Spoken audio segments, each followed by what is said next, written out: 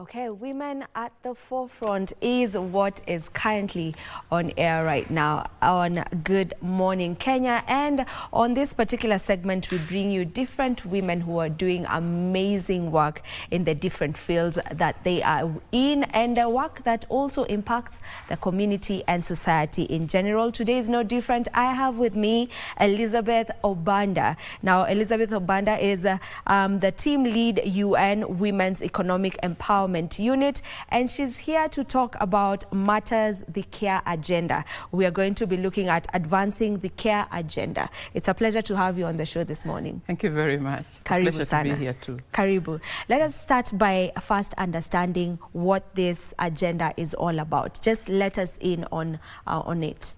Thank you very much. And I think I have to start by saying it's a pleasure to be here this morning, but it's also a pleasure to work for UN Women. And UN Women is that institution that is looking at gender equality and empowerment of women, and making sure that women and girls are at the center of development globally, and that they are safe from any harm, and that they are part of leadership, and that they are part of peace processes. So then I lead women's economic empowerment work in Kenya at the Kenya Country Office. And as part of women's economic empowerment, we are looking at all sorts of agendas that might come in the way for women's economic empowerment. And that is where the care policy comes in. So together with the government of Kenya, which has prioritized care as an agenda within its MTP4, okay, we are looking at how do we make sure that there is, that we receive care, you know, in a way that is balanced. And that if it is paid care, that it is care that is properly remunerated, and the conditions are fair for all of us, such as domestic care, for instance. But if it is unpaid care, that it is recognized, that is an issue, especially for the female gender. Because there was a study that was done by Kenya National Bureau of Statistics, Time Use Survey, and the Time Use Survey indicated that women spend about 5 times more on unpaid care and domestic work. So do we recognize as a country that that is an issue? And how are we working towards reducing it? Okay?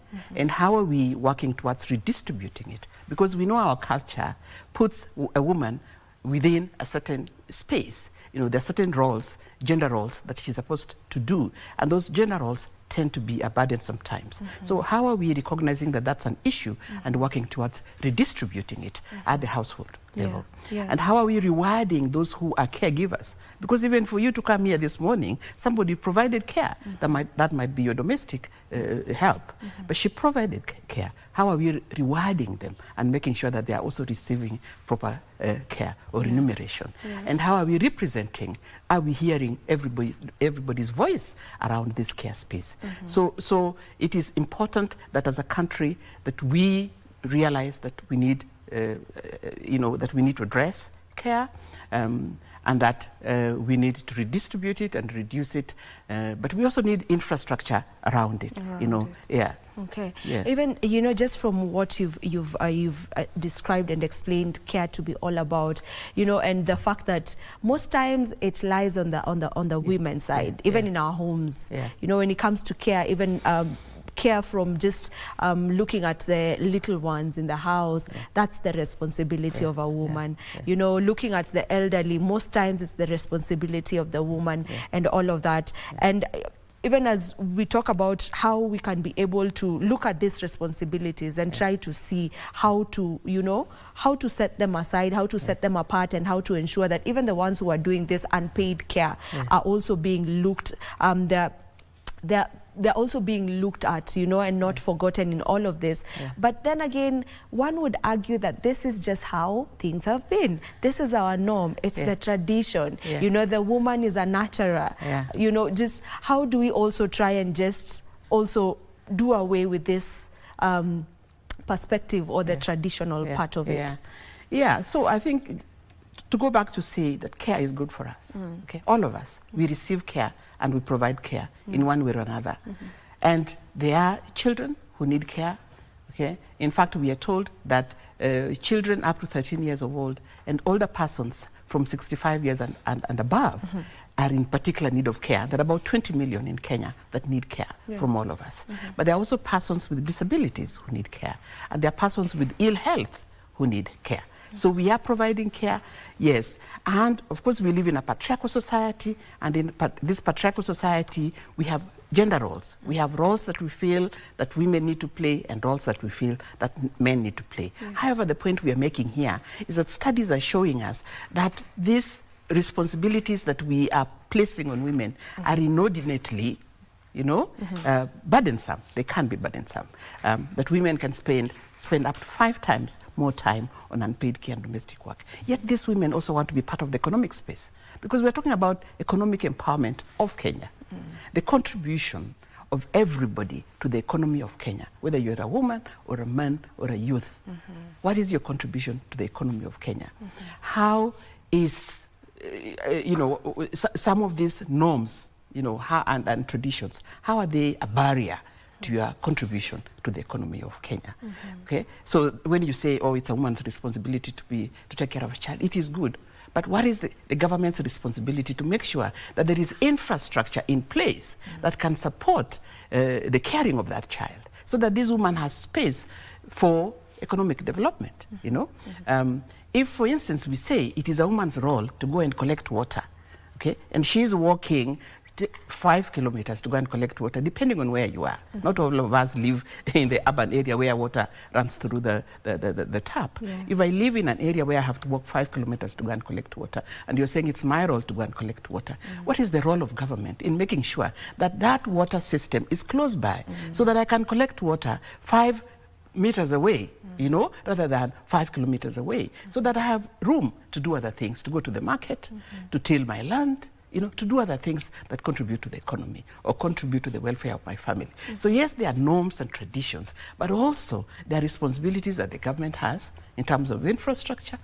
Okay, if for instance it's my responsibility as a woman, and we think, to go and collect firewood, and I have to walk 1 kilometer or 2 kilometers to collect firewood, what is the government's responsibility or private sector's responsibility to make sure that we have clean energy nearby, which is accessible, okay, so that I can have gas in my house to use, you know, so that I can spend that time to do other things for the welfare of my family, but also for the economy, you know, so that I can be part of the workplace, so that I can be part of business, so that I can contribute to the economy of this. Definitely understand that. Yes. Now, this care policy that we are talking about today, where exactly is it? You know, is it already in place? You know, and who exactly were part of developing the policy?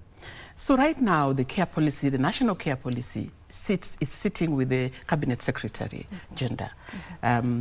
So the process has been long. It started way back in 2017. It just didn't start the other day. It started with the government of Kenya through the Kenya National Bureau of Statistics, UN Women, you know, in partnership with UN Women, developing certain studies, undertaking certain studies that would inform the policy. So a time use survey was conducted, and that time use survey looked at how we spend our time, you know, over a period of 24 hours. How do we spend our time as women, as men, as youth? Okay, how do we spend our time? And that is where we got this data that in fact women spend about 5 times more time on unpaid care and domestic work than men do. And whether these younger men or boys versus girls, or even older men versus older women, generally women spend more time on unpaid care as compared to men. So that was the first study. The second one was around the needs assessment, taking a look at the need for this care. Is there actually need for care? And is there services? Are there services that would take care or address this care? And then the understanding was that especially 13-year-old and below and 65-year-old and above are in real need of care. And about 20 million Kenyans are in need for care. And that number is increasing as we go along, because, you know, we have very many, we have very many young people, and we are also older people, you know, and that number is increasing in time. But there is not adequate infrastructure or adequate services, okay, to be able to take care of all this care. So that is where this came from. And then as a result of that, UN Women, this is also a global agenda for UN Women, by the way, the issue around care as an accelerator for development, for women's economic development. It's a global agenda. It is also an agenda for the government of Kenya. It is within the MTP4, you know, that we need to have a national care policy in place that brings together all these conversations around care.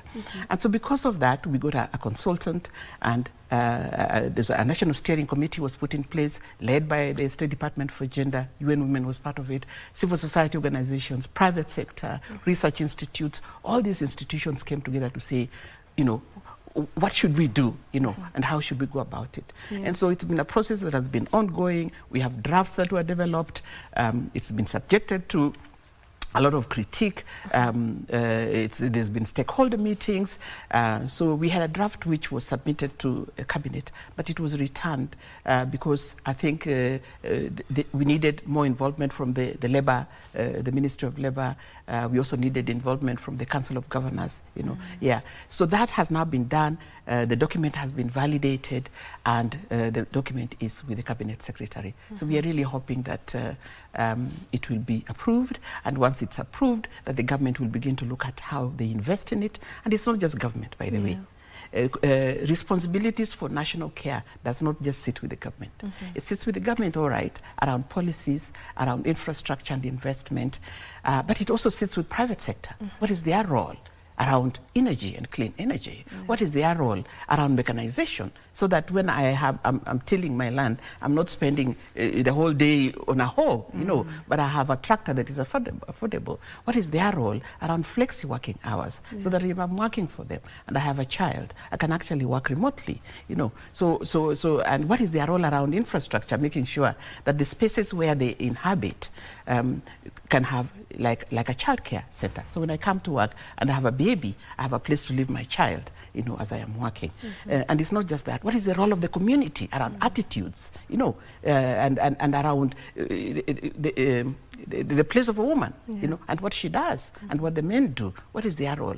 What is the role at the household level of a mother and the way she socializes her children? So that it's not just the boy child goes to play football, goes to school and comes back to sit, but that the boy child also helps around the house. So it is you know, a broader conversation. It includes the government, private sector, the community as a whole, and the household. Everyone should be involved. Everybody should be from involved. what you're saying. Thank you. Now, I want us to get back to when we talk about paid and unpaid workers, right? When you look at paid workers, specifically just looking at our country, you know, these are our domestic workers in the home, you know, who help us around the house. What is this policy addressing their issue when it comes to matters decent wages and the rights they have as well? And by the way, the paid care workers are not just domestic workers. They include doctors. Doctors are carers. Nurses are carers. Okay. So and when we have doctors, you know, going on strike and rolling on the ground, that is not good for us. We need them to be decently remunerated. We need nurses to be decently remunerated. We need their conditions of work to be favorable, you know, so that more of them would be willing to go to train and more of them would be willing to serve us.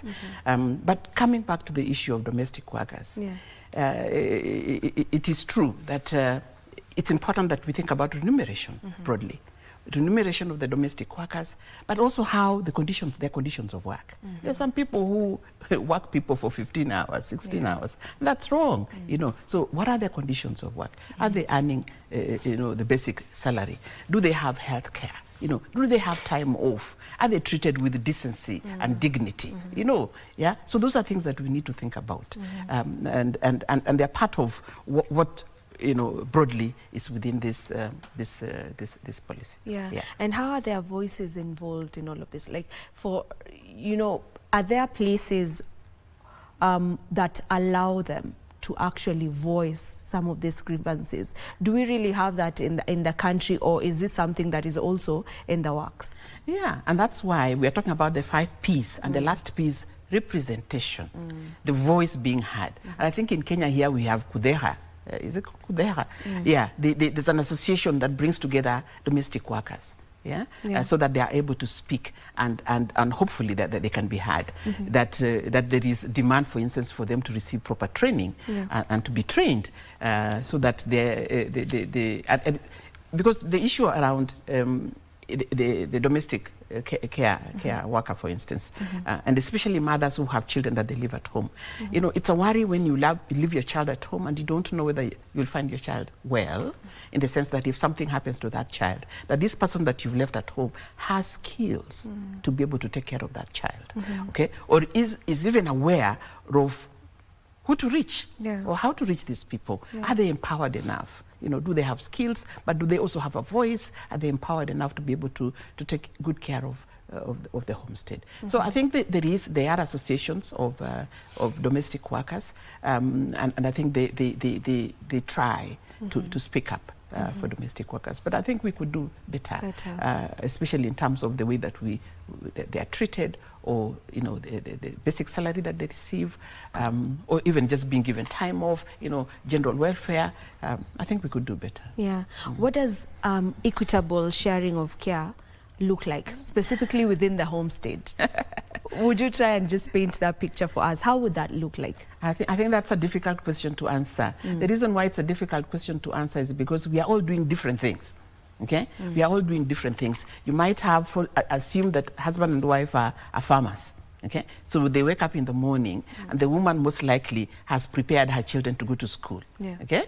And she has prepared maybe porridge for them to drink. Then they walk to the farm. I don't know what the man is doing during that time. Hopefully he's milking the cow. Okay? Yeah? So then they all go to the farm, and then they till the land. Most likely the woman will come back home to go to the stream to collect water, to look for firewood, to collect vegetables, to cook the food and feed the family. I don't know what the man is doing meanwhile. Okay?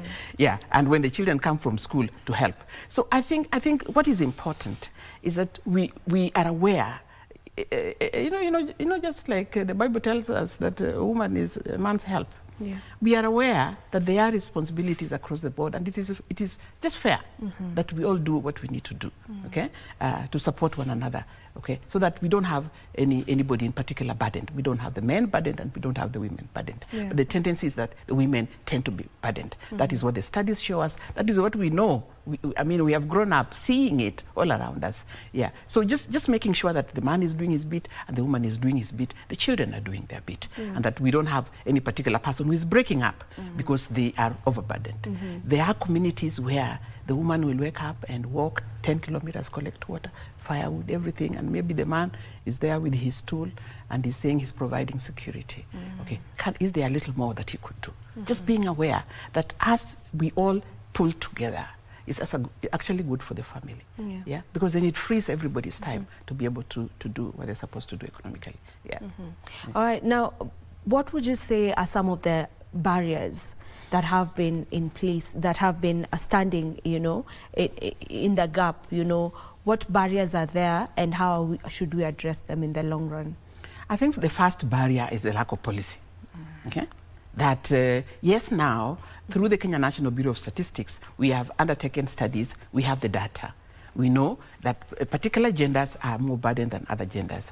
We know that particular groups need care, and that is increasing with the time. We know that we don't have adequate infrastructure in place, okay? But we have not had a policy that brings together all these conversations and confirms the government's voice in terms of what the government wants to do around the national care policy, and whether that is around, you know, for persons living with persons with disability, or it is around persons with ill health, or including issues to do with SHA, for instance, you know, medical facilities. We just did not have a policy in place. So now we do have a policy, which we are hoping that will be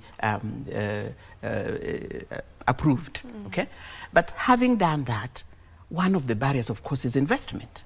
Are we actually investing in this care infrastructure? Okay, the Breastfeeding Act 2024 speaks about workplace and making sure that at the workplace there are facilities, the creches, you know, for mothers who have children or who are lactating. Okay, do we have that? Is every workplace investing adequately? We have a long way to go. So investing in this infrastructure is important. Making sure that we have flexi policies. You know, I know we learned that during COVID. We learned that people can actually work from home.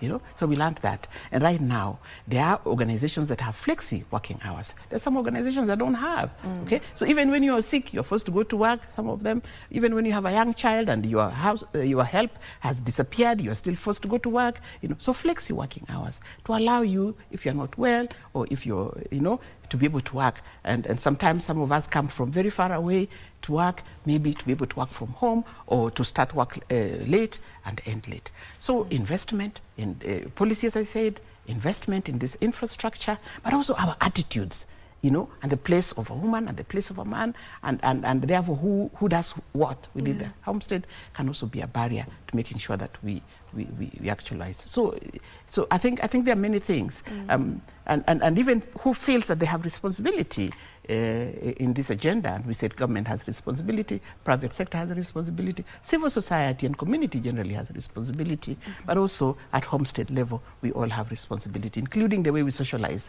our children as they're growing up. Yeah. Are we able to measure, are there mechanisms that get to measure the unpaid time? I think that is part of what the Kenya National Bureau of Statistics is working towards doing right now. Yeah, to measure. I think we are told that the care sector contributes about 6.8% to the economy of Kenya. Okay, so I think they are working towards trying to value unpaid care and to say how much would that be exactly, and how much does it contribute to the government of Kenya. I think that is something that they're working on.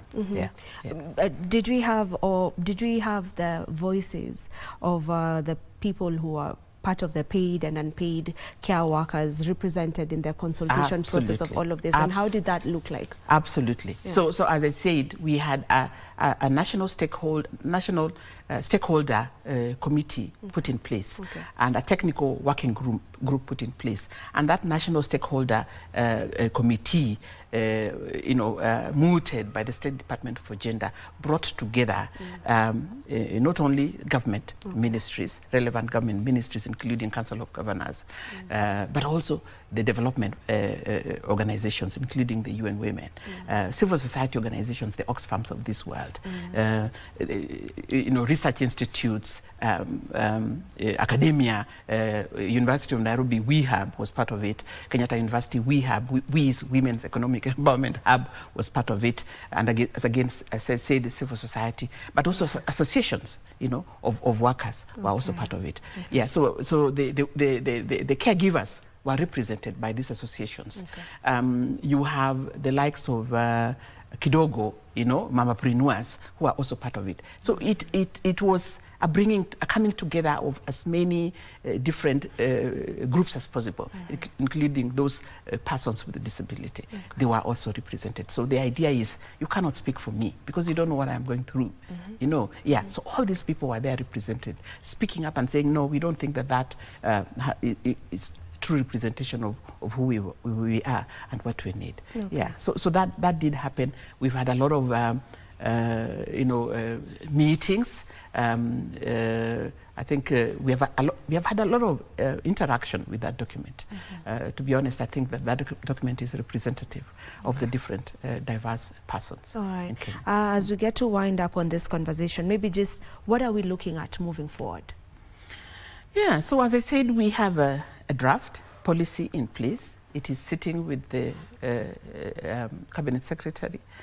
We are hoping that it will go into Cabinet and that it will be approved. That's one. Two, we are doing already a lot of awareness creation and building capacity for people to understand what this national care agenda is. Because some people, when you say care, they think, ni kazi ya mama, but it's a broader conversation. As I have spoken, it includes health, it includes decent work, it includes, workplace policies, because at the end of the day, we also want to grow our economy. And how are we going to grow our economy if we are leaving behind a certain group of people? And why are we leaving them behind? Because we are burdening them with things that can actually be taken care of. There is care that is good for us. Okay, like breastfeeding your child is good care. Taking care of your family is good care. But there is care that we can take care of through technology, for instance. So that is so moving forward. Yes, a policy in place that is approved. that government is investing in it, that private sector is investing in it, that the community are rallying around it, that households are rallying around it, you know, so that at the end of the day we have a balanced family. Really, that is what we want. All right. We're really hoping that, yes, it does get approved so that the implementation of it can start taking place. Thank you so very much for gracing our show this morning. We really do appreciate your presence here today. Thank you very much. It's been a joy to be here. All right. This is where we get to end this conversation. That was Elizabeth Obanda, who's the team lead UN Women's Economic Empowerment Unit. And we were having a conversation on advancing the care agenda. And this brings us to the end of Good Morning Kenya. My name is Vivian Dagwa. Thank you so much for staying with us. Do enjoy the rest of your viewing. Goodbye. Thank you.